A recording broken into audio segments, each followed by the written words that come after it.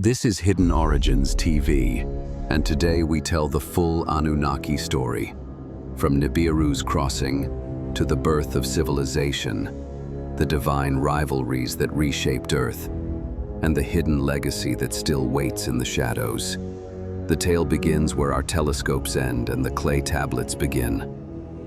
A world the ancients named the planet of crossing. To the Sumerian scribes it had a name. To later priests, it wore a dozen masks. To us, it reads today as a pattern of return. A long elliptical orbit that crosses the inner system and remaps the fate of those it brushes. Whether you call it Nibiru, Planet X, or the crossing, the essential claim is the same. Visitors came, and they changed more than landscapes. They changed destiny. These visitors arrived as patrons of engineering and law, the names we inherit. Anu, Enlil, Enki, Ninhursag, Inanna, Marduk are less mythic epithets than job descriptions. Anu is the executive sky king, Enlil the magistrate of atmosphere and command, Enki the engineer of water and genes, Ninhursag the midwife of forms. Each name is a portfolio, each temple a branch office in a planetary program. The message carved into brick and baked into myth is operational. They organized, they measured, they taught. The human story, then, in its oldest layers, is not merely survival. It is supervised development. Why would advanced beings intervene on a distant world? The most straightforward answer, repeated in fragmentary accounts across continents, is resources. The Sumerian corpus tells of mines, of labor, of the pragmatic problems of maintaining a colonizing presence far from home. The narrative that follows is bureaucratic as much as it is epic. Contracts drawn, worker classes defined, rights and penalties recorded in the language of clay. Yet alongside logistics we find culture. Calendars, law forms, irrigation, the sudden flowering of complex society. The first great cities look less like spontaneous invention than like classrooms graduating students overnight. But human creation, how literal should we take it? Ancient lines speak of mixing, of splicing, of the deliberate shaping of a worker class. Legends tell of beings fashioned from clay and breath, of advisors who taught midwifery, metallurgy, and script. Modern interpreters call it metaphor, others genetics. The deeper point is this: knowledge transfer is undeniable. The leap from hunter-gatherer to irrigator and scribe occurs in concentrated bursts that look engineered, whether by selective pressure, genetic intervention, or an accelerated pedagogy. Humans were changed and then charged with stewardship. Power creates politics. The Anunnaki Council was not monolithic. Rivalries emerge early and violently, over resources, over philosophy, over whether to rule or tutor. Enlil's rigid magistracy often collided with Enki's pragmatic and sometimes protective engineering. Where Enlil sought order and limits, Enki favored adaptation and mercy. Those tensions have consequences. Decisions about population, labor, autonomy, and the dangerous calculus of survival lead to factionalism. Against this background rises the figure of Marduk, a claimant to higher authority who reshapes loyalties and reorders pantheons. Divine politics produce human politics. Human history inherits the fractures. And then, catastrophe. The flood, whether mythic, climatic, or the result of intercouncil policy, is an iconic hinge in every version of the story. In some tellings, the deluge is a disciplinary reset, a hard reboot to correct what the council saw as failures. In others, it's a technological accident or a deliberate cleansing. Regardless, survival narratives persist. A chosen few are warned. A vessel preserves seeds of culture. and new alignments form in the aftermath. The flood's moral is twofold. Power can protect, and power can exterminate. The lesson echoes through legal codes and epic laments. Post-flood, the Anunnaki withdraw. Some leave to their sky home. Others remain as architects and overseers. Human kings begin to claim lineage. Divine blood as mandate. Dynasties consolidate. Temple economies entwine with palace power. The old teachers become the new Acratic elite, and the knowledge they left behind consolidates into priestcraft. Over millennia, memory blurs. Exploitation becomes worship. Instruction becomes dogma. The gods who once gave measurements are now invoked to bless taxes. But the story refuses final closure. Buried protocols remain. Tablets of destiny, repositories of lore and technology are mentioned again and again. Objects of power that grant legitimacy and authority. When Marduk honors himself with titles and conquests, he is not only a warlord, he is someone claiming control of the instruments that arrange fate. Rivalries that once rearranged rivers now rearrange borders. Human rulers leverage divine favor to justify empires, while secret societies learn to read the old measures and hide their knowledge in myths. Two parallel streams flow through the afterworld of the Anunnaki. The visible religion of temples and the invisible continuity of bloodlines and mystery schools. The former builds altars, the latter preserves technique. It is in hidden schools and guarded lineages that genetic patterns, rituals, and encoded engineering survive, passed through initiation and ceremony rather than public decree. If there is an Anunnaki legacy durable enough to shape centuries, it is not in names carved on monuments, but in the living lines of descent and the cults that guard forbidden crafts. The arrival of classical and later civilizations tweaks the story further. Empires repackage gods, renaming offices, reassigning domains. Assimilation obscures origin. Greek gods echo Mesopotamian functions. Pharaohs claim lineage. Sacred texts layer new metaphors onto older machinery. Yet scattered across continents are uncanny parallels.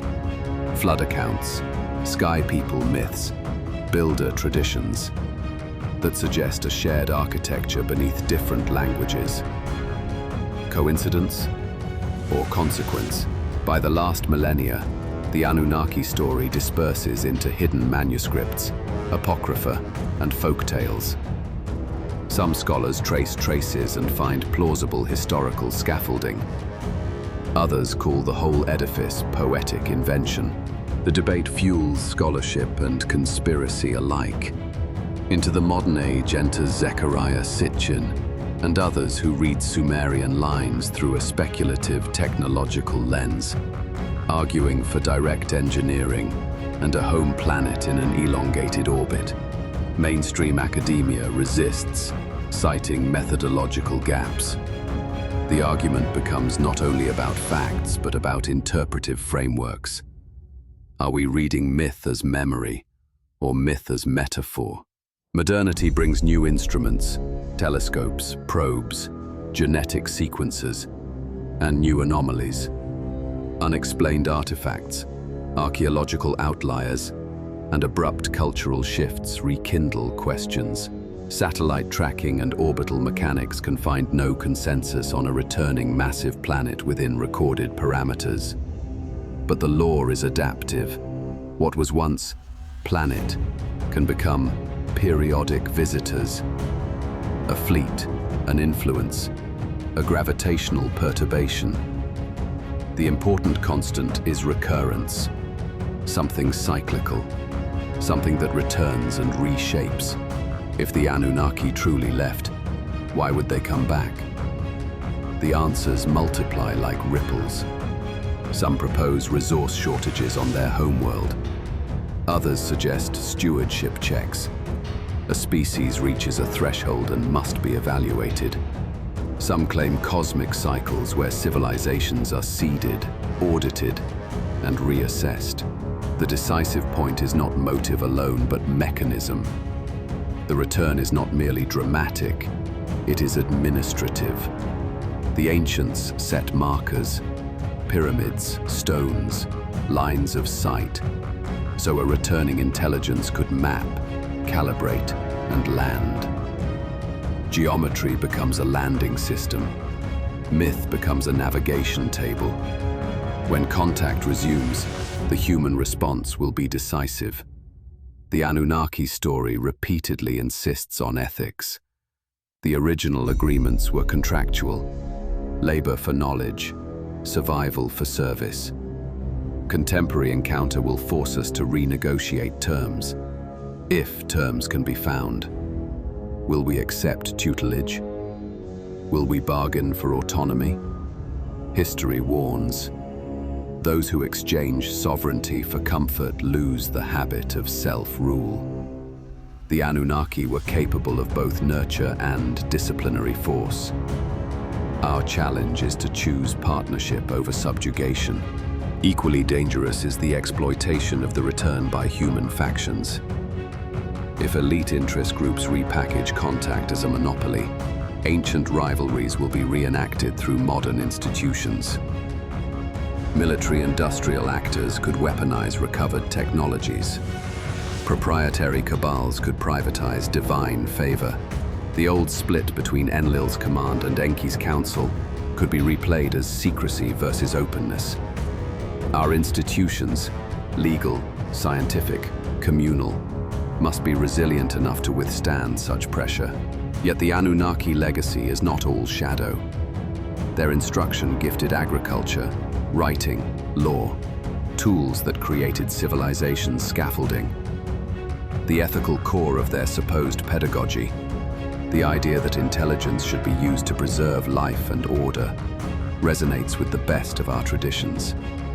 In some retellings, certain Anunnaki acted as benefactors, bending policy to protect emergent humans.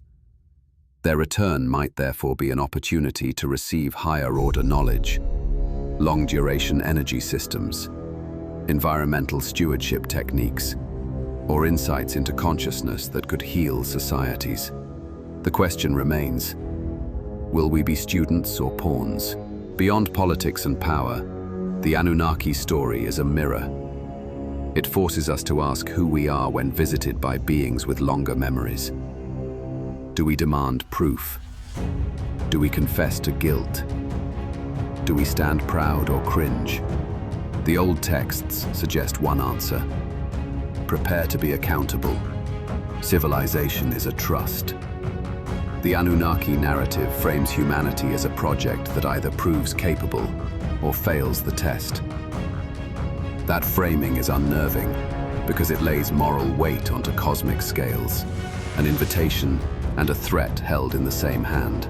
The narrative closes not with an ending, but with a pause. Like cyclical orbit, the story bends back upon itself. Return and departure, teaching and testing, covenant and challenge. These are rhythms, not chapters. Our present moment sits in a long interstice, an invitation to remember and to ready ourselves. We are offered choices that will echo into our descendants' myths.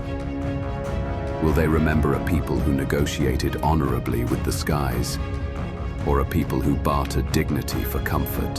Hidden Origins TV has followed these threads so you can see the pattern. The Anunnaki appear as engineers turned governors, as teachers turned rulers, as myth turned blueprint. The full story compels both imagination and caution. It requires skepticism and ethical courage, scholarship and open inquiry. Above all, it demands that we act like a civilization worth visiting, capable of compassion, accountability, and curiosity.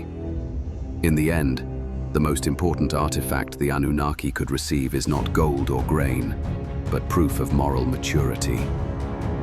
If they return, they will read our memorials. The way we care for the weak, the way we steward the planet, the way we teach our children about truth. Those everyday choices may ultimately be our most persuasive signal. So study the stones with respectful skepticism. Learn the old measures without bowing to old gods. Keep your science skeptical and your ethics bold.